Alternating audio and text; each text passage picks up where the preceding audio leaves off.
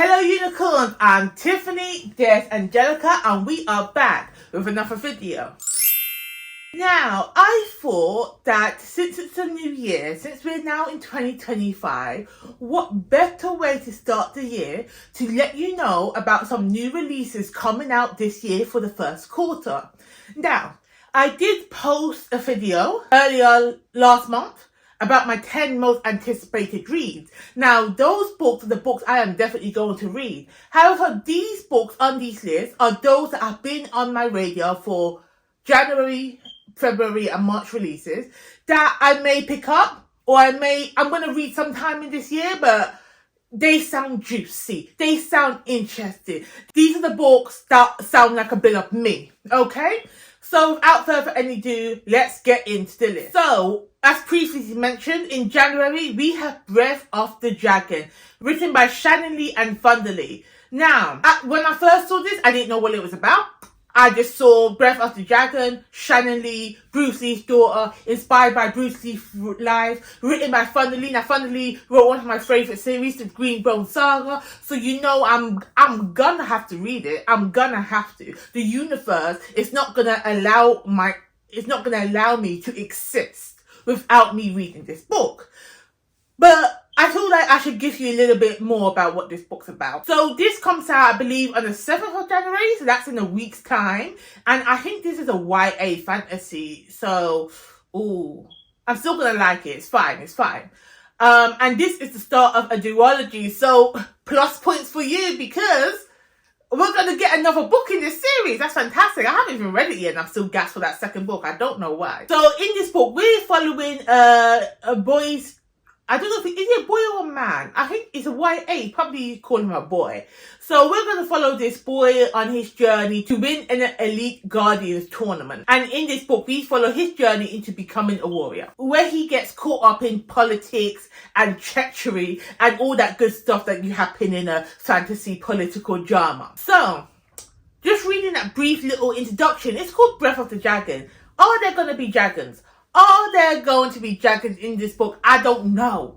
I don't know if this is going to be a metaphor for the name dragon, or we're going to see some fire breathing, or better yet, the Asian mythos of dragons replica. You know, I don't know what we're going to have. But I'm going to read it, so keep in tune if you want to find out, you know. Speaking of dragons, the next book on this list is, in fact, The Language of Dragons. And this also comes out on the 7th of January, and it's a YA historical fantasy type of book. Now, what intrigued me the most about this book is that this book was based on what is known as the code breakers of World War II. Let me tell you, I don't know nothing about no code breakers. I'm so over the World War II fiction books. I don't need to be reading anymore, be devouring any more media content surrounding World War II. I think I have digested a bit too much information on that particular war. However, with that being said, throw in some dragons in some World War II risque war drama. I'm gonna pick it up. So in this book, we are following our main character who just wants to study dragons, who just wants to understand the language of dragons. And then for some reason or another, they get embroiled in a civil war. And their parents go missing and their sister gets arrested. And they're just like, what's going on? What's happening? And her only hope in finding out these answers is to join this secret organization as them so-called code breakers, as I said before, and from there we get mayhem. So it does sound like a good time. It does sound interesting. So if you're intrigued, January 7th. The next book on my list is Queen Spade, which comes out on January 14th. And again, we have another YA historical fantasy / thriller.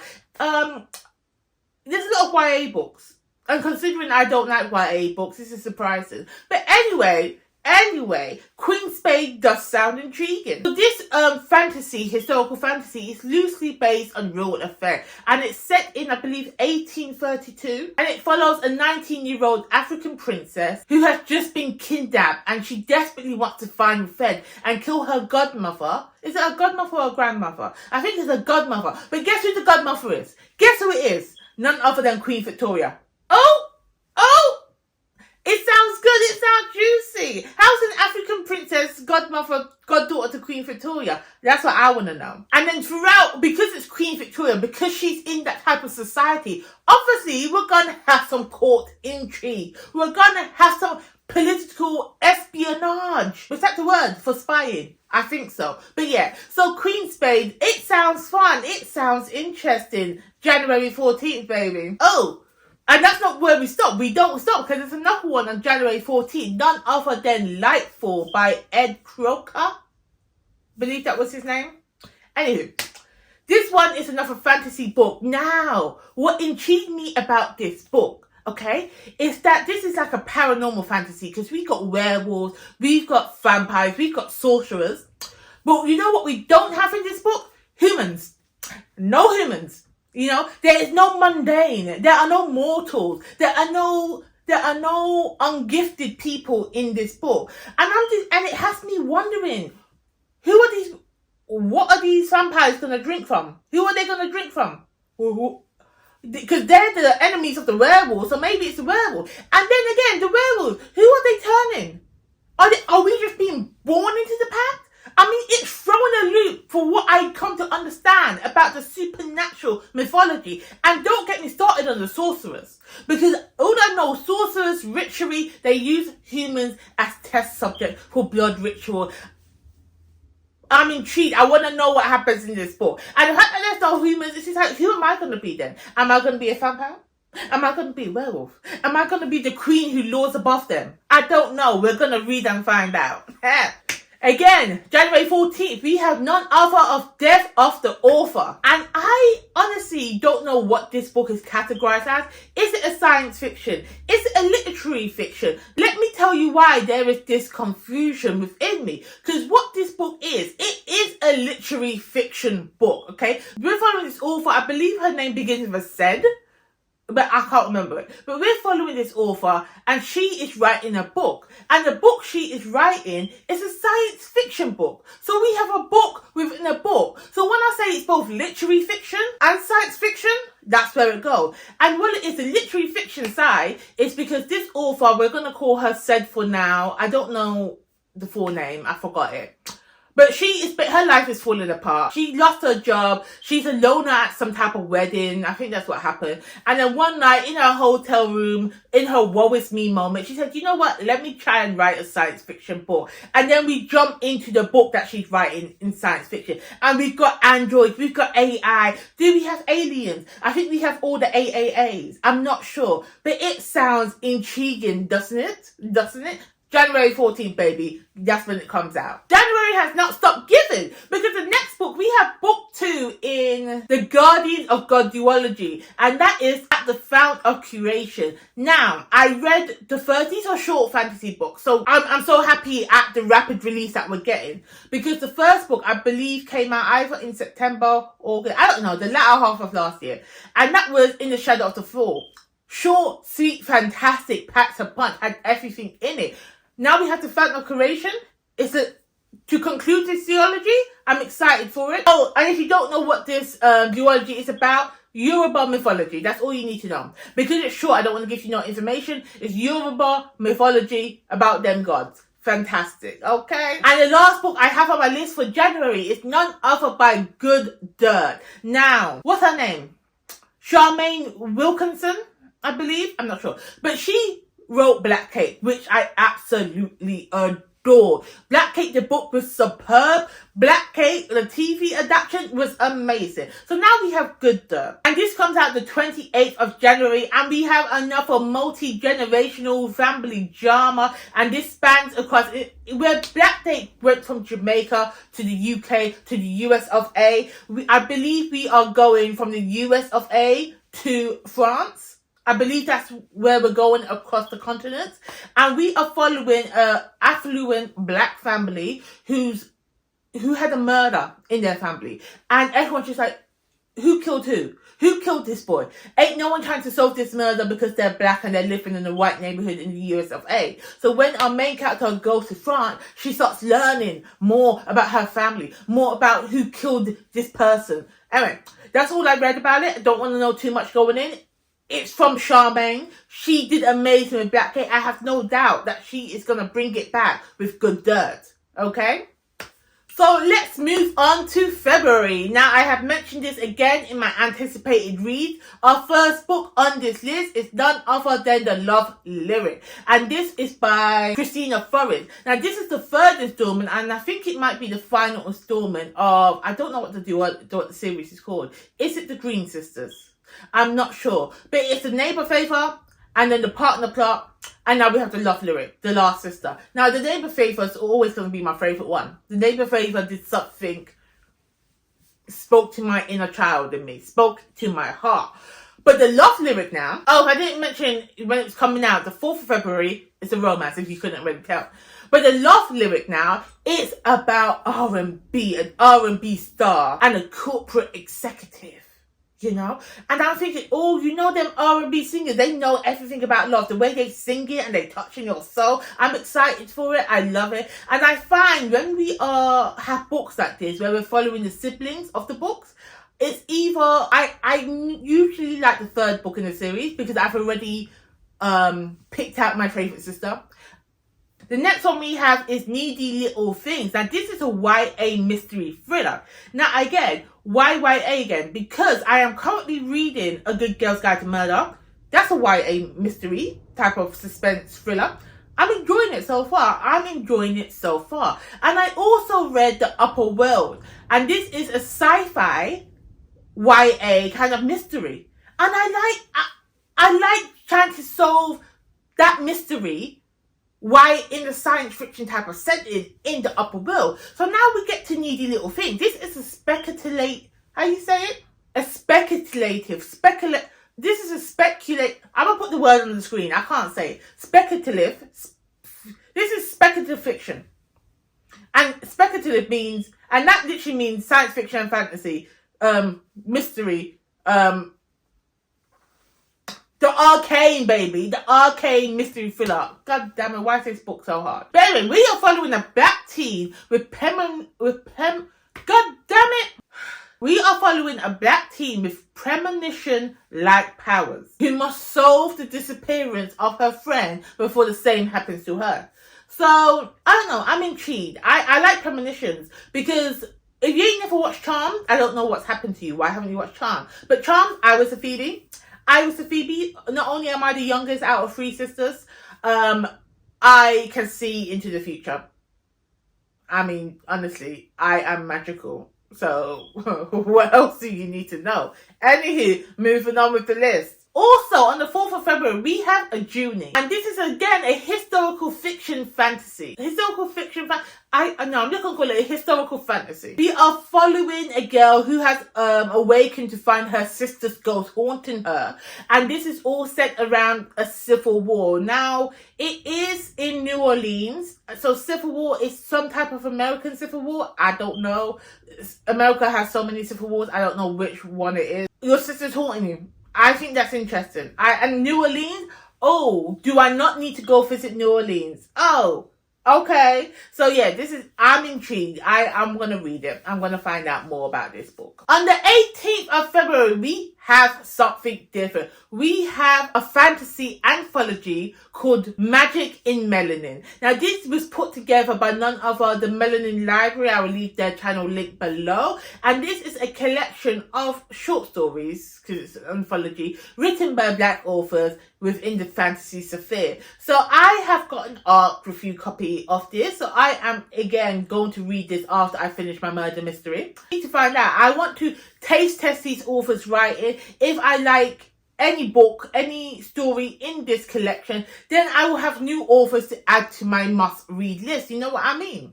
So yes, Magic in Melanin, a black fantasy anthology, comes out the 18th of February. Go pick it up, reserve a copy at your library. The final book we have in February that I want to talk about is none other than GATEBOUND by Daniel T. Jackson.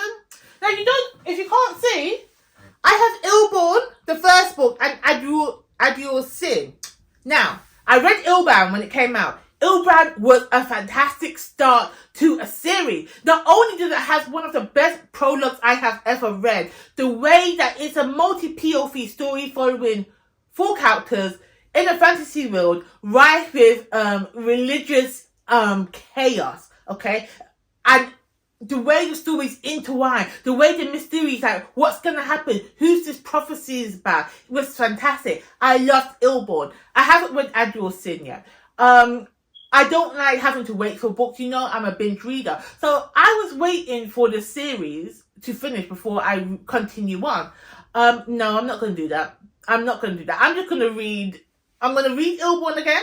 I'm going to move on to Admiral Sin, and then I'm going to pick up GATEBOUND. Because I am still intrigued to know what happens in the story. If you didn't know already, it was a fantasy book, by the way. The third book in the fantasy book. And I'm not sure, I don't know how many books are meant to be in it, but I don't want to wait no more. Because this book's been staring at me, and I'm trying to read all the books on my shelf. So I've got to read it. I got to.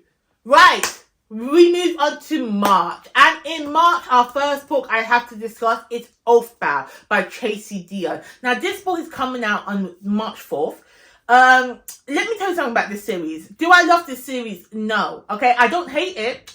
It's just a likable series to me. Let me tell you why. The first book, Legendborn, was a complete disappointment when I read it. Okay, because what I wanted from this book was black girl magic. I wanted black girl magic. I wanted POCs at the forefront of this book because we have a black girl with the hair that has the power, and it's Arthurian legend. It's a retelling of the Arthurian legend. So I thought, okay, all right. So I get the sword and the stone and stuff was set back in the day in England where it's predominantly white people. So now we're going to see black people take the forefront. Legendborn, there was only one black character of note, which was the main character. There was only one POC character of note, which was her best friend, who was hardly in it. The rest of the characters were Caucasian. Okay? That's not why I picked up this book. That's not what I wanted to read. Now, this is not a review of Legendborn. This is my thoughts. Although I had all those negative thoughts, the book was still good. Legendborn was still a good read. So then I went on and picked up the second book. Now, I thought the second book would give me a bit more. But it was okay. It's YA. And I didn't actually enjoy the laugh, the trouble that's going on there. But again, I'm still intrigued about the story, okay? I'm still intrigued about what's happening in this plot. So now OATHBOUND is coming on. So now that I have lowered my expectation drastically for this series, okay? I've lowered it. I'm thinking OATHBOUND is going to bring it back up. OATHBOUND is going to do something that's going to be like, you know what? Actually, I've been such a harsh critique. You know, so that's why I'm excited for this book coming out, and I'm loving the discourse around this series because you have some people that absolutely love it, that would die and for this book, and then you have people like me that maybe didn't like it as much, that didn't think nothing too good about it. So yeah, OATHBOUND. That turned into a bit of a review. My bad. That's not what this video is about. Moving on again on the 4th of March, we have one of my guilty pleasures, and that is Finlay Donovan book number 6. What's it called? Finlay Donovan Digs Her Own Grave. Now, the first book is this is, by the way, a cozy mystery contemporary type of book. This is a cozy mystery contemporary type of book. Now, the first book, it was good. It was fun. It was entertaining. Yeah. The second book, I didn't think it needed to be written. I wish they stopped at book 1. And then they brought out a third book, which I read. And now I just cannot stop reading these books. So when I say it's a guilty pleasure, I don't think this is a book to rave about. I don't think this is a book that I would ever recommend to somebody. But when I see a new release is coming out, I get excited for it because it's fun. It's fun to read, okay? I can't tell you what I like about it because I don't think I do like it. I just have a good time reading it and I can't explain it.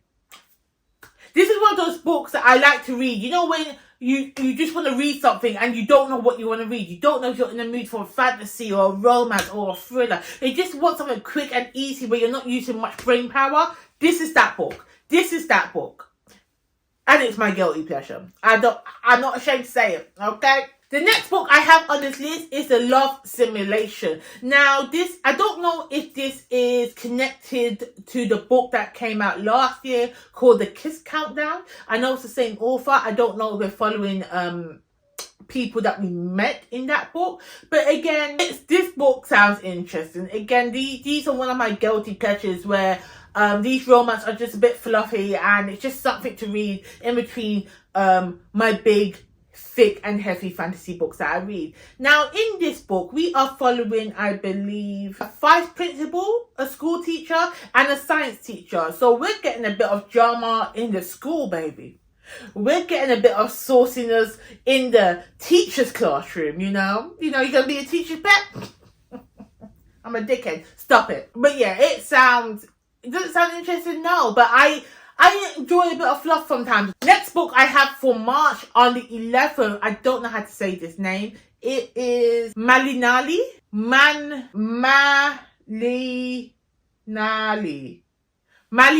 I think that's how you say it. My bad if I said it wrong. We have another historical fantasy, and this story follows one of the most controversial women in Mexico's history and mythology. I don't know anything about this woman. I thought this was a made-up mythological figure, but it turns out she was a real woman in Mexican history. I'm intrigued to know more. I feel like it's gonna give me, because I read, I believe, Goddess of the River, and that is about Indian mythology, and that book was fantastic. I'm hoping this is giving me the same types of vibes, you know, and I'm just intrigued. The last book I have coming out in March is The Prince Without Sorrow. This is coming on the 18th of March. This is a fantasy book. Now, this is drawing inspiration from ancient India, I believe. Now, what this book says, we have witches that are being hunted. We have romantic angst. So maybe it's a romantasy book. Interesting. I don't really vibe with romantasy, but we move on. And it says perfect for fans of the Hurricane Wars and the Jasmine Throne. Now, I have not read any of those books, so I don't know what those comparisons mean. However, the cover is what pulled me in, because we have a little baby dragon looking lizard type of thing, you know, wrapped around the antlers of a deer. Are they bonded? Are they mated?